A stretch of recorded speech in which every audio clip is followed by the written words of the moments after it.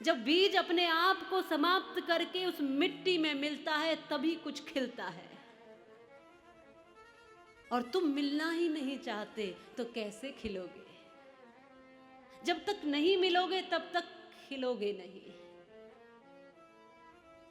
मिल चुके हैं ब्रजवासी भगवान कृष्ण में, इसलिए सब खिल रहे हैं, सब आनंदित है, सब प्रसन्न है और अधिकार भी दिखाते हैं। ऐसे ही गोपियां नहीं कहती हैं, अगर किसी के पिता का नाम लेकर बोल दिया जाए तो तुरंत गुस्सा आ जाएगा। आएगा कि नहीं आएगा? लेकिन ये क्या कहती है, ये ब्रज की गोपी जब भी बुलाती है, अरे नंद के छोरा इधर आ, इतना अधिकार रखती है। ये ब्रजभूमि बड़ी बड़भागिन, स्वर्ग हुते अनमोल लखे है। अरे मानुष हो तो वही रस खान, बसो ब्रज गोकुल गांव के ग्वारन। जो पशु हो तो कहान बस मेरो, चरो नित नंद की धेनु मजारन।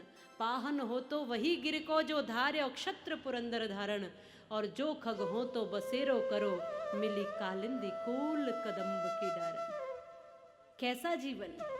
रसखान कहते हैं कि मुझे इस ब्रज की धूल में मिला देना प्रभु, यदि मेरे अच्छे कर्म हो तो मनुष्य बना देना, और यदि अच्छे कर्म ना हो तो कोई पक्षी बना देना, कोई पशु बना देना, कोई पेड़ पौधा बना देना, कोई लता पता बना देना, कोई एक वृक्ष की डाल एक फूल बना देना, अरे गऊ बना देना, और गऊ नहीं तो गऊ का बछड़ा ही बना देना। इस बालू का एक कण भी बनाना प्रभु, पर मुझे इस ब्रज के माधुर्य से दूर मत करना। ये ब्रज के रसिक कहते हैं, इस माधुर्य से, इस आनंद से दूर मत करना, इस प्रेम से दूर मत करना, इस भक्ति से दूर मत करना। क्यों? क्योंकि हम नीरस होकर जीना नहीं चाहते, हम रसमय होकर जीना चाहते हैं।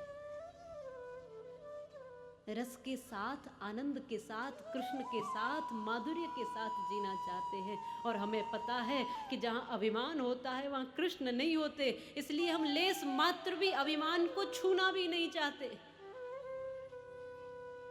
प्रभु का नूर जो देखे वही इंसान होता है, और जो भरता पेट है केवल वो तो हैवान होता है। जानता है कि मौत एक दिन मुंह के बल गिराएगी, पर न जाने फिर भी क्यों इंसान को अभिमान होता है, न जाने। ब्रज की गोपियां आज इस ब्रज में, वृंदावन की भूमि पर आनंद ले रही हैं, और भगवान की एक एक लीला, जैसा कल कहा भगवान ने माटी खाई तो इस माटी की कीमत समझाई। चंदन है इस देश की माटी, तपोभूमि हर ग्राम है, और हर बाला देवी की प्रतिमा, बच्चा बच्चा राम है। ये कीमत समझाई हमें माटी की।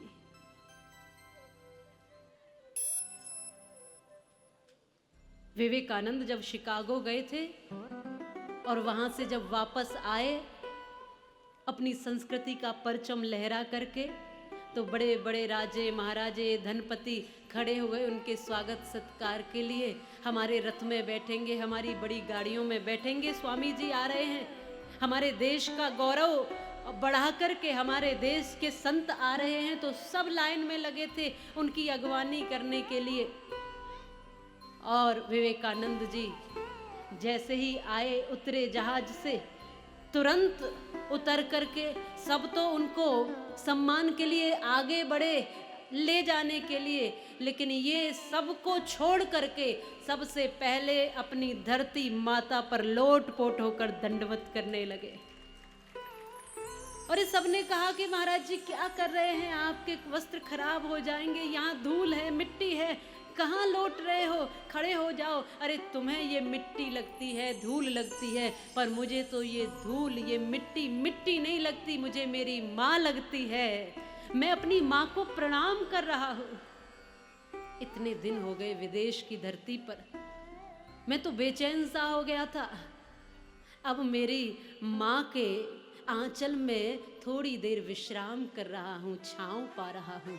ये संतों के विचारधारा इस मिट्टी की पवित्रता के प्रति। यही भगवान कृष्ण, भगवान राम, अपि स्वर्णमयी लंका नमे लक्ष्मण रोचते, जननी जन्मभूमिश्च स्वर्गादपि गरीयसी।